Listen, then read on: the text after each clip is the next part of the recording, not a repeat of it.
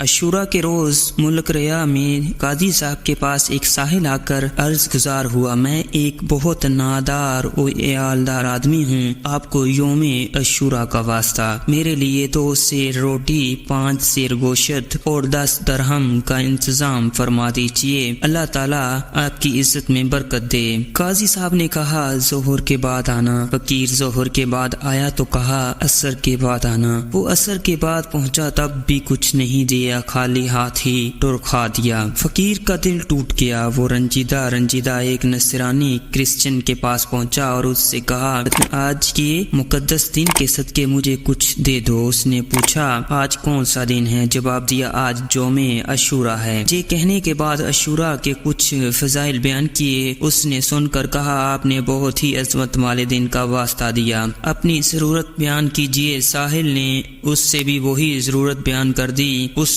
آدمی نے 10 بوری گیہوں، 100 سیر گوشت اور 20 درہم پیش کرتے ہوئے کہا یہ آپ کے اہل و عیال کے لیے زندگی بھر ہر ماہ اس دن کی فضیلت و حرمت کے صدقے مقرر ہے۔ رات کو قاضی صاحب نے خواب دیکھا کہ کوئی کہہ رہا ہے نظر اٹھا کر دیکھ۔ جب نظر اٹھائی تو 2 عالیشان محل نظر آئے، ایک چاندنی اور سونے کی اینٹوں کا اور دوسرا سرخ یاقوت کا تھا۔ قاضی نے پوچھا یہ دونوں محل کس کے ہیں؟ جواب ملا اگر تم ساحل کی ضرورت پوری کر دیتے تو یہ تمہیں ملتے، مگر کیونکہ تم نے اسے دھکے کھلانے کے باوجود بھی کچھ نہیں دیا، اس لیے اب یہ دونوں محل فلاں نصرانی کرسچن کے لیے ہیں۔ قاضی صاحب بیدار ہوئے تو بہت پریشان تھے۔ صبح ہوئی تو نصرانی کرسچن کے پاس گئے اور اس سے دریافت کیا کل تم نے کون سی نیکی کی ہے؟ اس نے پوچھا آپ کو کیسے علم ہوا؟ قاضی صاحب نے اپنا خواب سنایا اور پیشکش کی کہ مجھ سے 1 لاکھ درہم لے لو اور کل کی نیکی مجھے دے دو۔ نصرانی نے کہا میں روح